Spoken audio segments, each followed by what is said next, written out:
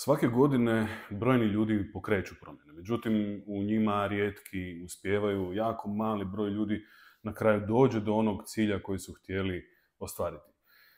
Dakle, promjene su jako teške, one su stresne, podrazumijevaju izlazak iz zone komfora i samim time rijetki su ti koji na kraju uspijevaju jer rijetki su ti koji znaju što mogu uopće očekivati na tom putu. Upravo zato sad ću vam kratko objasniti koje su to faze kroz koje ljudi prolaze kad prolaze kroz proces promjene i što je to što u pojedinoj fazi trebate učiniti da bi na kraju u tim promjenama i uspjeli.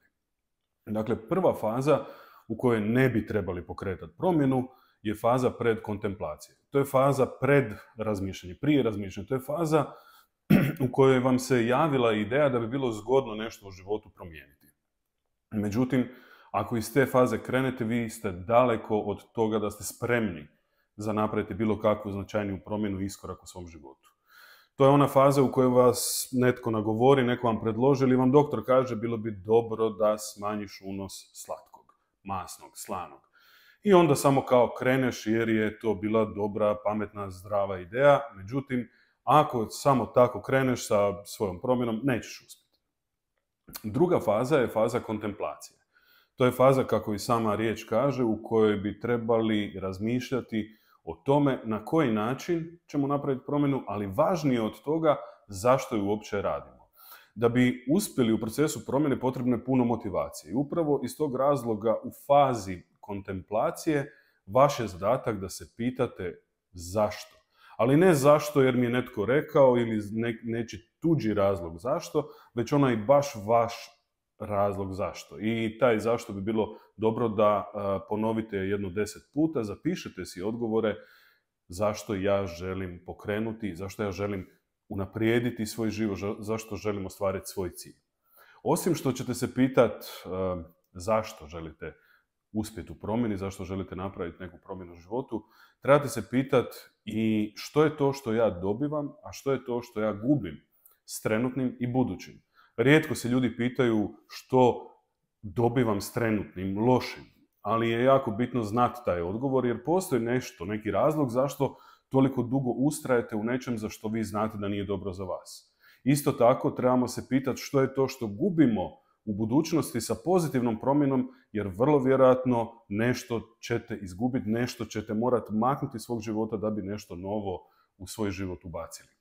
Dakle, faza kontemplacije je bitna faza jer se bavite vlastitom motivacijom, preispitujete svoje razloge zašto i već se lagano pripremate za početak promjene. U sljedećoj fazi, a to je faza pripreme, pripremate se za svoje putovanje promjene i u toj fazi vaš je zadatak napraviti nekoliko stvari. Prva stvar je organizacija vremena, dakle planiranje nekakvog rasporeda, na primjer ako uvodite jedan zdravi obrok, doručak u svoj raspored, vi morate planirati vrijeme za odlazak u trgovinu, morate znati što ćete kupiti, morate planirati neke promjene možda u financijama, morate planirati vrijeme za pripremu tog doručka, posebno ako do sad niste jeli ujutro. Dakle, vrijeme je ključ, odnosno planiranje vremena je ključ. Osim toga, kao što sam već rekao, bitno je i da definirate koja vam je i financijska, a ne samo vremenska podrška potrebna. I posljednja stvar, vjerojatno ne posljednja, ali jako bitna stvar, to je definiranje podrške. Imati kvalitetnu podršku u putovanju, podršku koja vam pomaže na način koji vama odgovara je jako važan. Dakle, definirajte ljude koji će vam biti podrška i dogovorite s njima kakva podrška je vama potrebna. I tek onda ulazimo u fazu akcije, ona dugo iščekivana faza u kojoj ljudi doista pokreću promjenu i ta faza akcije traje negdje između 3 do 6 mjeseci. U toj fazi možete očekivati brojne uspone, ali i brojne padove koje nazivamo relaps i oni sami po sebi ne znače povratak na početak, već trenutno ispadanje s kolosijeka prije povratka opet na pravi put. Nakon što je prošlo tih 3 do 6 mjeseci, došli ste do posljednje faze, a to je faza održavanja promjene koja može trajati koliko i cijeli vaš život.